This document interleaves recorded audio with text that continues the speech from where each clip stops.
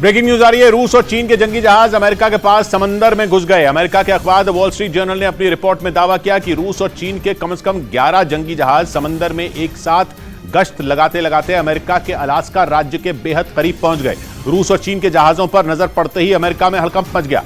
जवाब में अमेरिका ने भी तुरंत अपना एक विमान और 4 जंगी जहाज तैनात कर दिए।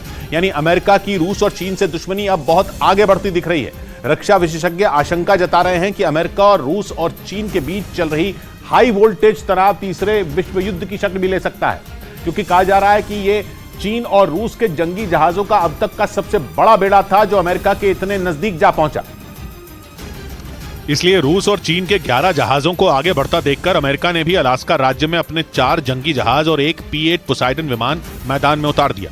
इसके बाद रूस और चीन के जहाज वहां से निकल गए, लेकिन उन दोनों ने अमेरिका को उकसा तो दिया ही, क्योंकि उनका अमेरिका के साथ मसला पहले ही बहुत ज्यादा गरमाया हुआ है। एक तरफ रूस और यूक्रेन की जंग चल रही है, दूसरी तरफ चीन ताइवान से जंग छेड़ने की तैयारी में है। इन दोनों लड़ाइयों में रूस और चीन का असली विलन अमेरिका ही है। इसलिए रक्षा विशेषज्ञों का मानना है कि ज्वाइंट पेट्रोलिंग के दौरान रूस और चीन के जहाजों का अमेरिका के अलास्का राज्य के करीब पहुंच जाना महज इत्तेफाक तो नहीं हो सकता। दूसरी तरफ अमेरिका का ईरान के साथ भी समंदर में तनाव बहुत ज्यादा बढ़ सकता है। अमेरिका की न्यूज एजेंसी एसोसिएटेड प्रेस की खबर है कि स्ट्रेट ऑफ हॉर्मूज में ईरान से निपटने के लिए अमेरिका वहां से गुजरने वाले पानी के अपने कमर्शियल जहाजों में सैनिक तैनात कर सकता है। स्ट्रेट ऑफ हॉर्मूज पानी का एक अहम अंतरराष्ट्रीय रूट है जो ईरान के बगल में है, और ईरान इस इलाके में पानी के कई जहाज जब्त कर चुका है। इसलिए अमेरिका अब स्ट्रेट ऑफ हॉर्मूज को पार करने वाले अपने जहाजों में अपनी सेना तैनात करने की तैयारी में है। यह अमेरिका का बहुत बड़ा कदम होगा जो उसने आज तक नहीं उठाया है। स्ट्रेट ऑफ हॉर्मूज फारस की खाड़ी के मुहाने पर है, जो कि ईरान के करीब है।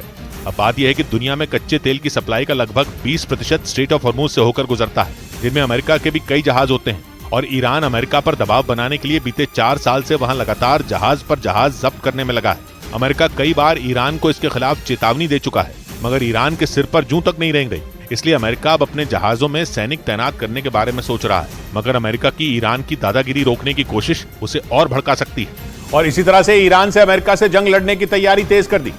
ब्रिटेन के मीडिया ने दावा किया कि फारस की खाड़ी में अमेरिका को जवाब देने के लिए ईरान अपनी नौसेना को मजबूत करने में जुट गया है, जिसके तहत ईरान ने अपनी नौसेना को खतरनाक ड्रोन और 1000 किलोमीटर तक वार करने में सक्षम मिसाइलों से लैस कर दिया।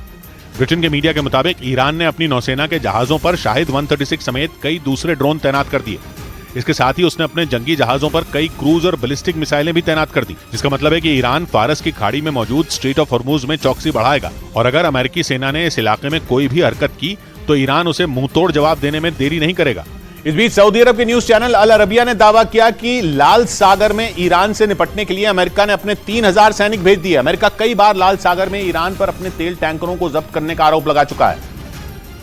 और इसी चुनौती को देखते हुए अमेरिका ने ईरान को सबक सिखाने की पूरी तैयारी कर ली। सऊदी अरब के न्यूज चैनल अल अरबिया के मुताबिक अमेरिका ने लाल सागर में अपने 2 जंगी जहाज भेज दिए, जिन पर उसके 3000 सैनिक तैनात हैं। 2 दिन पहले ही ओमान की खाड़ी में ईरान पर 2 अमेरिकी जहाजों को जब्त करने की कोशिश का आरोप लगा।